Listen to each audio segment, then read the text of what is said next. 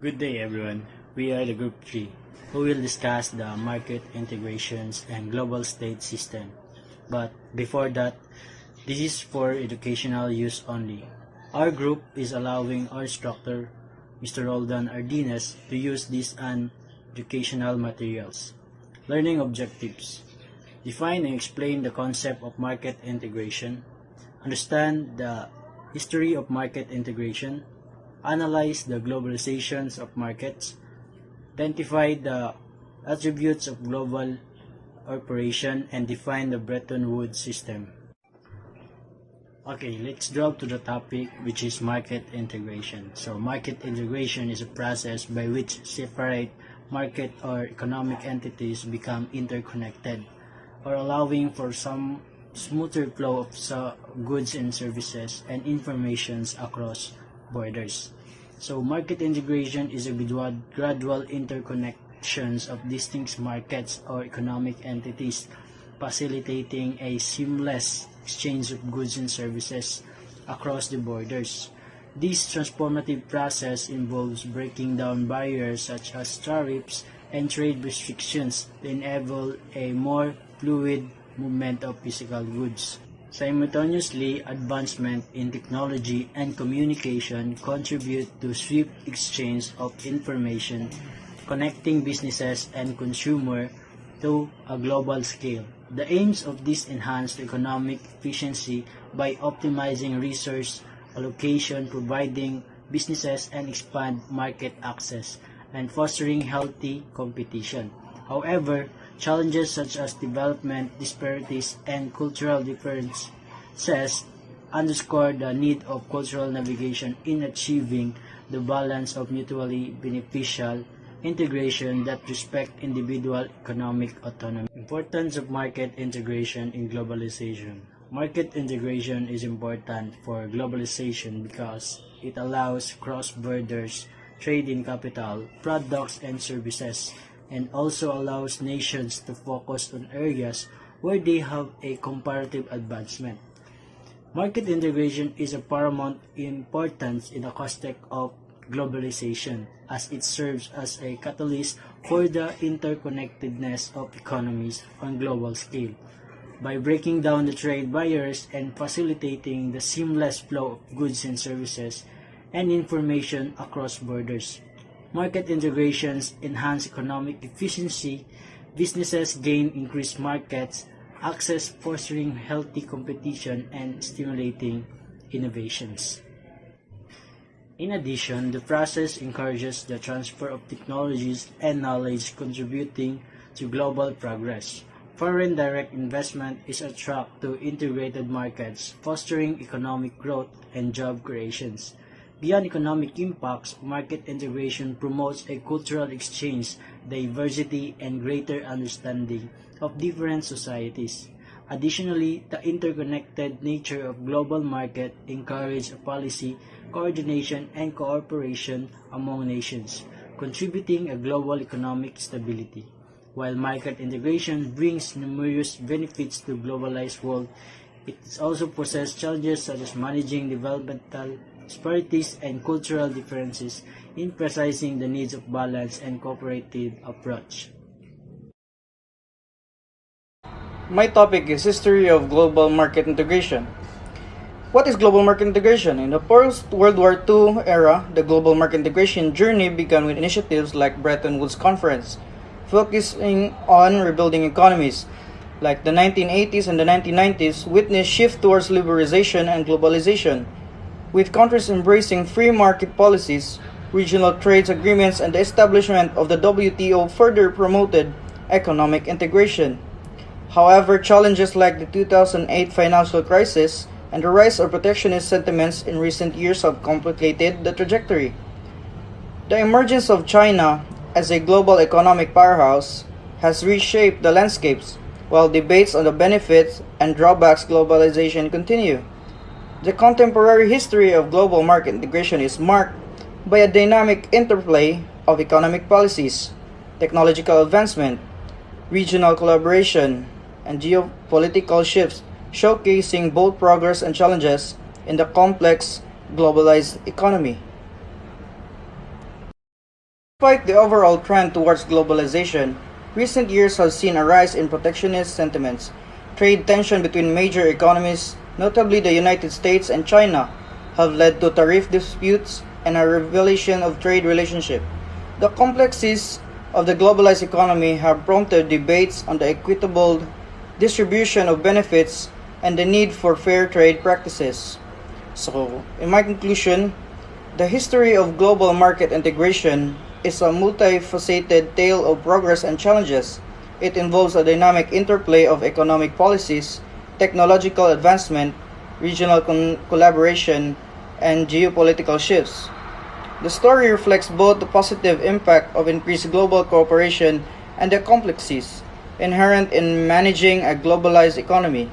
As nations navigate this intricate landscape, the future global market integration will likely be shaped by ongoing debates on trade practices, geopolitical dynamics, and efforts to ensure more inclusive and sustainable global economic system. Learning this history, you can gain a holistic understanding of forces shaping the contemporary global economy. It provides a fountain for informed discussion on economic policies, international relations, and the challenges and opportunities presented by an increasingly interconnected world. Benefits of market integration. First, reduction in the cost of trade. Second, improve availability of goods and services and a wider selection of them.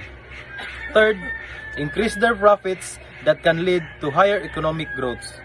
And lastly, it allows firms to access a larger pool of customers and suppliers around the world. Market integration brings about numerous beliefs for economics. It enhances efficiency by optimizing resource allocation, fostering economic growth through competition and innovation.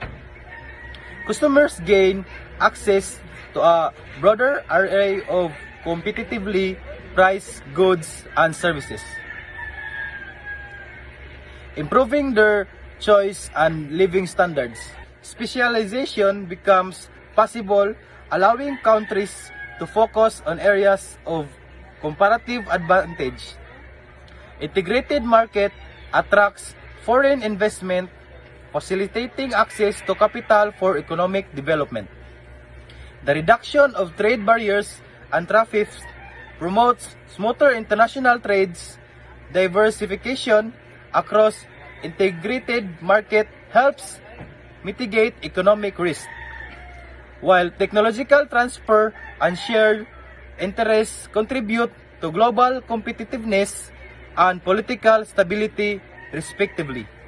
Example of market integration: the ASEAN Free Trade Agreement or AFTA and the European Union's Single European Market or SIM are example of market integration.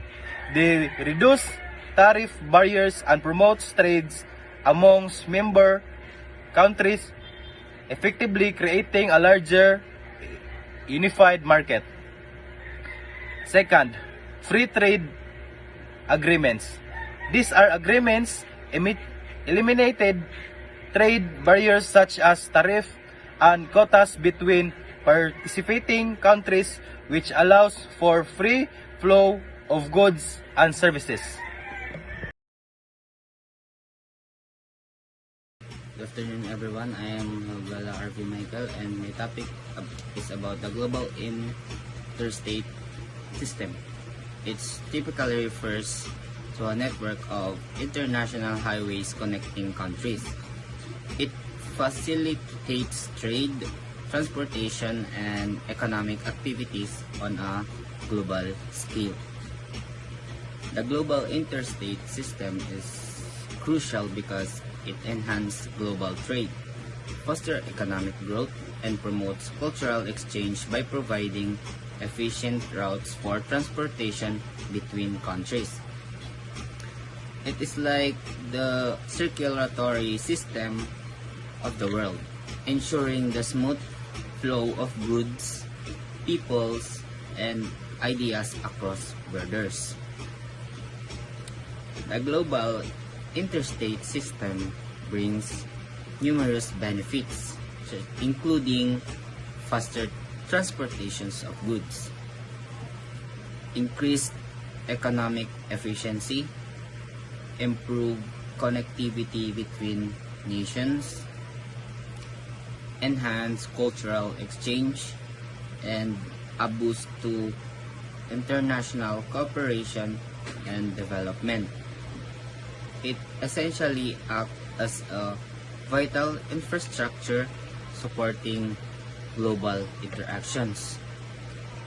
So let's think of global interstate system as a giant web of roads that connect countries worldwide, like a massive highway network for entire planet. It helps people and goods to move easily between nations, making the world feel smaller and more connected. That's all. Thank you. My topic for today is all about the globalization of production and the globalization of markets. Now, almost all parts of the world are interconnected in different ways. We have this idea of globalization. So, the globalization is a growing interdependence of the world economies. So, when we say globalization, it refers to the connectedness of the different cultures, population brought about by the cross-border trade in goods and services, technology, and the flow of investments, people, and information. Now, in globalization, we have it has a category called the globalization of business. So, in the globalization of business, this is a company associated with a single country to one that operates in multiple countries. Let's say, for example, Jollibee. So, a brief story of Jollibee. This company originated in the Philippines way back 1978, founded by Tony Tan Kak Tiong. So, this company was built up from a humble ice cream store from the beginning, and then later on expanded to a hot food.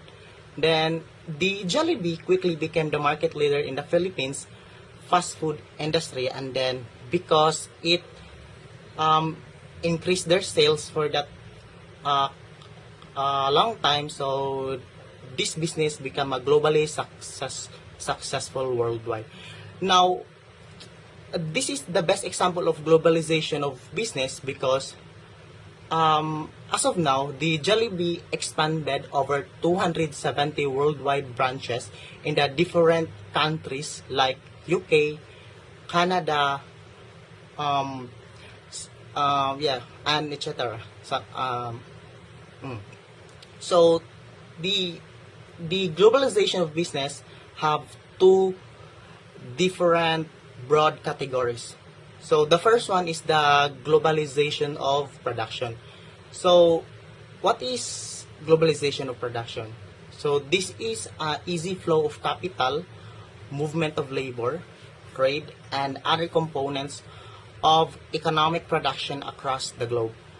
So it defines the production of goods in more than one location. So let's just say, for example, the Jollibee again. So let's just assume that the production of the Jollibee started from US. Now, if the Jollibee builds some branches here in the Philippines, while their production of their products is in the US, so it would bring them a huge disadvantage. Why? Because expectedly their labors, their capitals will be much higher compare if their production have been made here in our country. So for them to get a big profit on their business, so the price of their product will be not affordable by us Filipinos. So in the end, their business will not click in our area. So me as a Filipino, if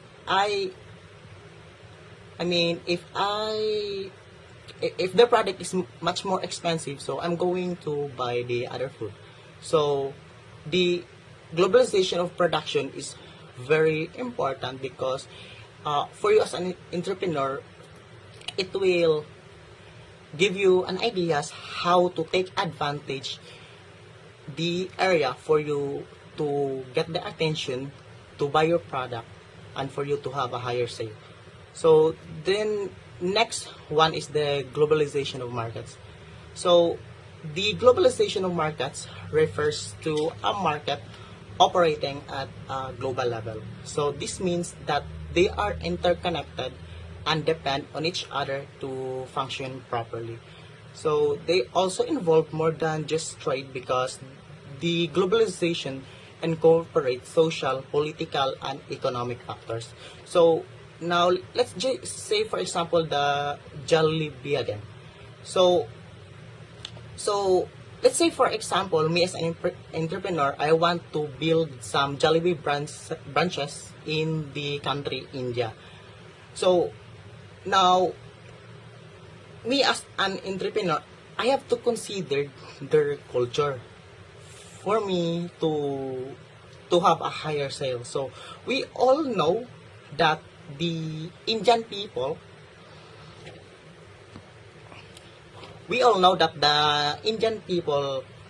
like spices so much, like onions in their foods. Now, for me as an entrepreneur, for me to take advantage for that, so if possible, I have to put more spices in my products for them to like and buy it. Then, because of this strategy, I will catch their attention and like my product, so I'll be having a higher sale. So in that way, my business will be more successful. So that is the idea of the globalization of markets. So So now, I'm gonna explain you about the role of international financial institution in the creation of global economy. So international financial institution plays a crucial role in shaping the global economy by providing financial assistance, policy advice, and stability mechanism to countries. They promote economic growth and development through loans, grants, and technical supports. These institutions, such as the International Monetary Fund or IMF and the World Bank, foster international cooperation and help stabilize economies during financial crisis. Their policies and good programs influence economic reforms, poverty reduction, and infrastructure development on a global scale. By facilitating in a monetary and financial stability, international financial institutions contribute to creating a more interconnected and resilient global economic system. So, I have example for this.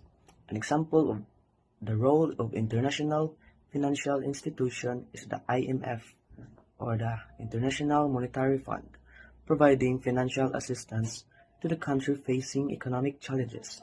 For instance, the IMF may offer a loan package to a nation experiencing a balance for payment crisis, helping stabilize its economy and restore confidence in global markets.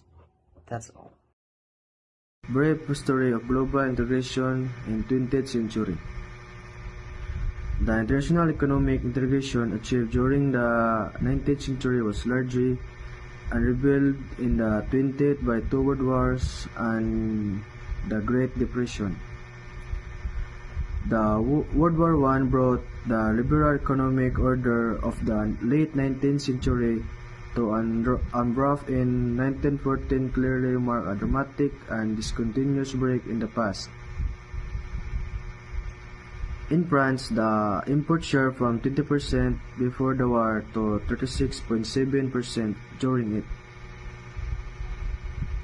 Export ratios rose in neutral economies such as Sweden, Japan, and North America, where again production expanded sharply during the war years met allied demand. The absence of European manufactured exports on World War markets stimulated the expansion of industrial capacity above all in the United States, Japan, but in countries such as India, Australia, and Latin America. The end of war did not imply an end. Protection, different tariff act, and restriction are made. Beginning in 1932, there were several signs that at least some countries were trying to moderate, if not reverse, the increase of protectionism of the previous years or two. Post-war economic integration was supported by several factors, both technological and political. So in the 20th century, global economic unity established in the 19th century faced setbacks due to World War and Great Depression. After World War, a trade pattern shift and post-war recovery saw increased industrial capacity in countries like United States and Japan, fostering economic integration supported by technological and political factors. My topic is identify the attributes of global cooperation. What is global cooperation? A global cooperation is derived from global, which means all across the world. Global cooperation conduct business all over the world, often huge multinational and have extensive global control. Attributes of global cooperation: high asset and turnover. To become a global corporation, a company must be enormous and have a vast number of assets, both physical and financial. The company's goals are so lofty that it is also capable of making significant profits. Network of branches. Global corporation maintain manufacturing and marketing activities in many countries. The company has more than one office in each nation and operates through the various branches and subsidiaries. Global control. As mentioned previously, the management of the offices in all their countries is governed by single head in the home nation. As the result, the source of command is located in the home nation. But the control of home country is influenced by its worldwide reach. Continuous expansion. Global firms continue to expand even if they operated in other nations to increase their economic growth by continually updating and even acquiring business. Sophisticated technology. To achieve significant expansion, global corporations must invest in capital-intensive technologies, particularly in manufacturing and marketing. Right talent. Global corporations choose only the finest managers who are capable of handling large sums of money, utilizing advanced technology, managing influence, and operating a large company unit. Powerful marketing and advertising. Spending a large amount of money on marketing and advertising is one of the most successful survival strategies of all global corporations. It is the main truth which they are able to sell every product or brand they create. Quality product. Because they employ capital extensive technology, they can make high quality products and service. The Bretton Woods Agreement, forged in 1944, laid the foundation for the post-World War II economic order. It was a pivotal moment as a nation sought stability and cooperation to prevent a repeat the economic chaos that had characterized in the interwar period. So at its core, the Bretton Woods Agreement established a system fixed exchange rates, pegging currencies to the US dollar, so which in turn was tied to gold. This arrangement aimed to foster international trade and investment by providing a stable monetary environment. So one key institution arising from this agreement was the International Monetary Fund, or what we called IMF.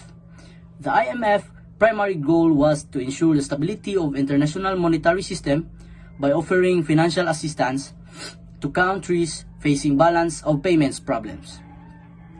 This collaborative approach aimed to prevent the kind of economic nationalism and protectionism that had contributed to the Great Depression. So, another institution born out of Bretton Woods was the World Bank. Initially focused on post-war reconstruction, it evolved to address long-term development needs, and the World Bank aimed to reduce poverty and promote economic growth, growth loans, and grants infrastructure projects and developing countries.